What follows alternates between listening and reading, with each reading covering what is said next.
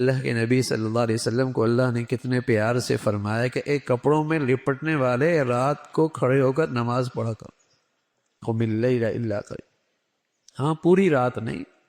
تھوڑی رات کا حصہ آرام بھی کر لو،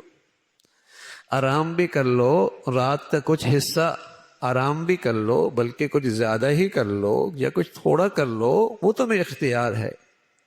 اور اس وقت قرآن کی تلاوت کیا کرو، اور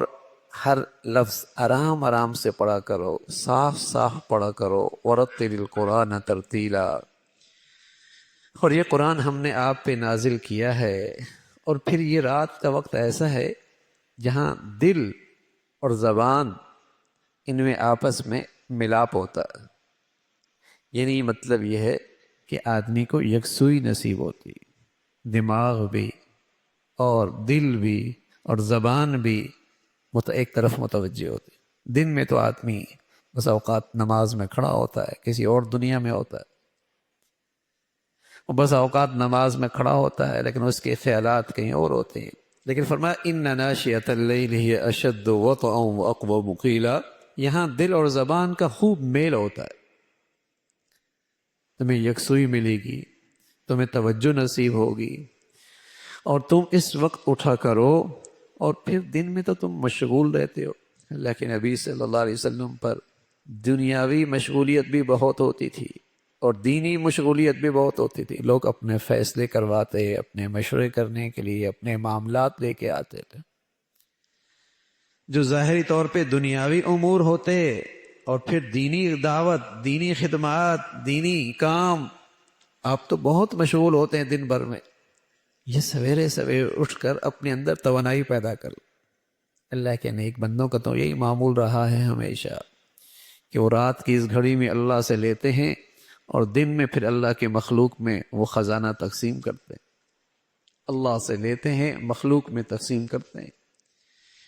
تو یہ خلوتوں اور تنہائیوں کی عبادت کی برکت سے دن میں پھر ان کی جو دینی خدمات، دینی دعوت، دینی کام ہوتے ہیں، اس میں تاثیر پیدا ہوتی، اس میں برکت پیدا ہوتی، اس میں توانائی آتی ہے۔ اور پھر اگر آدمی کے اپنے اندر توانائی نہ ہو، کنویں سے پانی نکالتے رہے نیچے کیا آئے گا؟ پھر مٹی آنے لگ جائے گی، مٹی آنے لگ جائے گی۔ تو اسی طرح جب تک خود اپنی روحانیت کی غذا نہ ہو اور صرف بولتا ہی رہے، بولتا ہی رہے، بولتا ہی رہے، بولتا ہی رہے، تو صرف الفاظ رہ جاتے ہیں، اس کی تاثیر ختم ہو جاتی۔ تو اللہ کے نبی صلی اللہ علیہ وسلم اس امت کے سب سے بڑے داعی اور اس امت کے دین کے سب سے بڑے اللہ کے دین کی خدمت کرنے والے، تو آپ کی یہ خلوتیں، تنہائیاں اللہ سے مانگنے میں گزرتی تھی، انفرادی عبادت، انفرادی معمولات میں گزرتی تھی، انفرادی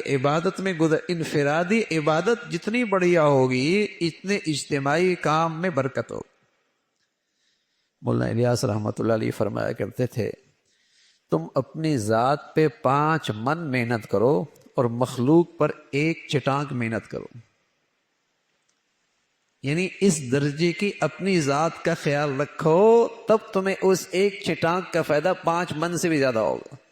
ورنہ تم مخلوق پہ 5 من کرو گے، اپنے اوپر 1 چٹانک کرو گے، تو مخلوق پر جو تمہاری محنت ہے اس کا اثر 1 چٹانک بھی نہیں ہوگا۔ تو اپنی ذات کو کبھی نہ بھولو۔ جو انفرادی عبادت ہے، تنہائیوں کی عبادت ہے، انفرادی معمولات ہیں، اور یہ مشکل کام، اجتماعیت میں تو بڑا مزہ آتا ہے نا، ہاں بہت مزہ آتا ہے،